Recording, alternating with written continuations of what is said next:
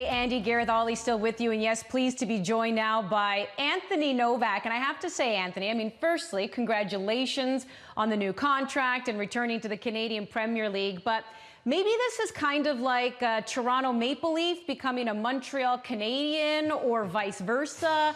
Did you have any reservations in signing on with Cavalry after winning those 2 titles with Forge? And we definitely know the rivalry between the two sides. Yeah, of course. I mean, there's the rivalry aspect, and in the back of your mind when you're making decisions and stuff, you're always thinking about, oh, what are people going to think? What are the fans going to think? You know, what are your friends and coaching staff going to think? And those are the main reservations, right? Those are the tough ones. But at the end of the day, I think you know, nothing with Forge ever became official, and we parted on good terms, and I think everybody is in like a good place. You know, I've spoken with the majority of the staff at the club, you know, from the media team to the coaches and the kit man and all that, and we're all on good terms. So, of course, there's the rivalry, and I don't want to overvalue myself in any capacity and saying that, you know, it's not going to help minimize the rivalry at all. But I think that it could play in the opposite direction, perhaps. So you know, they wished you well until they play you on the field, right? That's how that relationship goes. We hope that we're going to see fans back in stadiums across this country in a short period of time. And they have to be conflicted here, Anthony, because on the one end, you helped deliver them 2 championships, but another end, you just joined a rival. So put yourself in their shoes. Do you boo you or do you cheer you? I hope they cheer me, but I would accept the boos if they came. I was blessed to have some very good close relationships and personal relationships with a lot of the fans there. And the majority of the messages I've received have been positive. Yeah, the exception has been that when I do come back to Hamilton, to not expect any of the nice treatment. Okay, Anthony, just one last question about this Forge Cavalry rivalry. I think we've got a video to lead into it, though.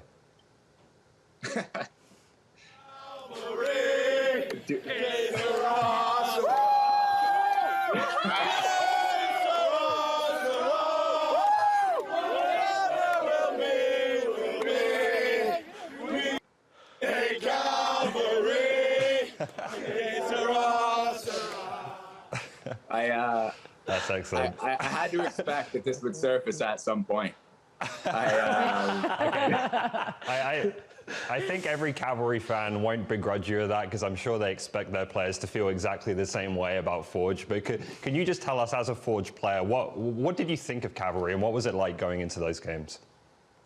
Yeah, no, I definitely expected that one, first and foremost. And of course, I think, like you said, I think once the games get going and maybe a few goals go in, they'll forgive me for that. Yeah. But yeah, no, the rivalry, especially that first season, was very intense. And, you know, I think last year in the bubble made it a bit more difficult because we played each other twice, right? And the season before that, I think it was maybe almost 7 times or something along those lines, you know. And there was all the tensions and all that and all the stuff in the Canadian Championship and intense games and, you know, red cards and obviously the 2-legged final then. And, you know, there was constant controversy in these things. So, you know, I think that the last season, maybe it would have brought it down a little bit. And I think that, you know, when the tables are turned, because before playing with Forge, you know, I didn't have the previous allegiance with Calgary, so there was a bit more freedom there now, you know. But I respect Forge, and I have a good relationship there with the fans. So I think you know, when the success swings in the other direction now, that I will be as respectful as always, you know. Now you have to be the diplomat. Yeah, that's for sure. We do have another video here. Now, Anthony, you've also had the pleasure of scoring quite a few goals in the CPL, and our own Gareth Wheeler had the pleasure of calling them. Have a listen. Chouanier, Crutzen, inside the 18, good touch, Novak turns, fires, back of the net! 3rd minute of play, Novak, Yesvak, Forge FC. Okay, so Anthony, very few players actually have a signature call like that, and yours is Novak, Yesvak. And to the point, honestly, I have to say, where we cannot say your name anymore without saying, oh, Anthony Novak, Yesvak, like he's joining us on the show. Yeah. How does it feel to have a signature call? At first I heard it and I was like, oh God, that's awful. But I also thought, being partial to something of a dad joke myself, the pun does fit well. And obviously, Nice. like you said, there's not a lot of players that do have their own kind of goal call. So that is certainly special. And it's even, it's creeped into the personal messages and from, some of the players at Calgary. And when I signed the contract officially with Calgary, Tommy sent me a message saying, let's go, yes, man. So See, this is what I'm talking about. Like, it's better to have a memorable call than just some goal call that just blends in with everyone else. And right now you're sitting on a gold mine, Anthony, because you got to get T-shirts made. We're in 2021. Yeah. Vaccinations are everywhere. You're Novak, yes, vax. And you can put that on T-shirts. You could be a spokesman for vaccines. I'll take 15% Right? commission. That's it. It's all yours, buddy. yes, all facts. yours. That is good. That is good. I think once I saw somebody with a Yesvak sign at Tim Hortons Field, I was like, all right, you know what? I'm really on board with this. And then in sports, of course, you grow up listening to the radio and listening to the Leafs games and stuff. There's classic sports calls, and that was maybe the third game or fourth game of the CPL, and Yesvak comes out of nowhere. It's good to be a part of that. There you go. Even when you're bad, you can still be good.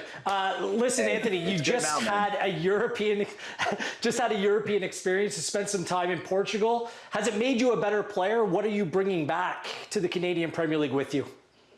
Yeah, definitely. There was a small, different range of skills that when I was at Forge, the coaching staff there helped me work on and wanted me to improve in. And going there, of course, it actually made me more useful when I got there, because initially what they were looking for was nines.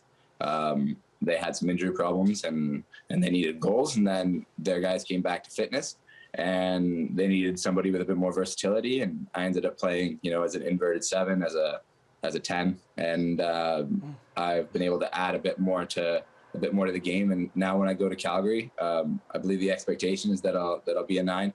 But of course, it'll make me more well-rounded and better at that position. And then, of course, if I need to play elsewhere, I'm more capable.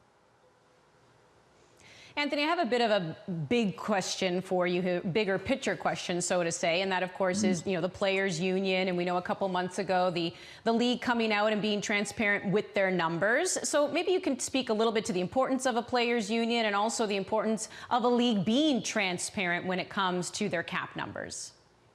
Yeah, for sure. I think the cap numbers are like a good small start. I definitely think that as a league in general, perhaps we could be a bit more transparent just about, even things from cap numbers to start dates and just processes and thoughts in general. And, I think that having the players union now and being recognized by FIFA Pro is like a huge thing and the step in the right direction. Because players often get the short end of the stick. Even you see in the developments of that European Super League that thankfully is looking like it's not going to happen. The players are being used a bit as a bargaining chip, right? Oh, they're going to be banned from their national teams and such and so on. And, that's not their fault. They didn't sign up to do that or play in those games, So I think sometimes the players are a bit unfortunate when it comes to dealing with those things because they don't have a lot of leverage, especially in Canada where this is not only a first professional contract for a lot of players. So the people see it as an opportunity and they know that there's not a lot of other pathways here for Canadians. So we have one avenue. And like, I would be one of those people because without the CPL, I wouldn't have the opportunities in front of me that I do. And of course, I'm grateful for that. But that also leaves players open to be taken advantage of in terms of contracts, in terms of housing, in terms of these kinds of things. So I think that having the players union and hopefully the league recognizing it would go a long way to making sure that not only is the CPL attractive for other players to want to come through, but an attractive option for players who do have other opportunities that a lot of Canadians don't. You want the league to be a place where Canadians want to play, and then of course you want it to be respected not only as a first division in Canada, but as a league worldwide, right? So, Anthony, obviously we hope that the start of the CPL season isn't too far away. As you join this Cavalry team, having watched them for a couple of years now, is there anyone in particular you're looking forward to being a teammate of this time? Yeah, no, I'm really looking forward to getting on with a lot of the boys. Players, like Minatella's coming back, and I'm so happy for him. Camargo, we saw Mo Farsi break out last year. It was unbelievable talent. This team has shown that it has goals in it, and it has suppliers, and it's a style that suits me personally as well. So I think coming to this place, it's going to be a good fit, and the guys that I have around me, I think, will play a key factor in the team's success, and then also me doing well also. So I'm really excited to get started. Well, Anthony, we really appreciate you taking the time here today, and we do look forward to seeing you on the pitch sooner rather than later. And yes, we will be calling you Anthony Novak Yesvak from now on, as long as you're okay with that. And yes, from the OneSoccer family here, we'd like to say welcome back to Oliver Minatel, who has been cleared by the medical staff to start training after that catastrophic injury in the summer. Welcome back, Oliver.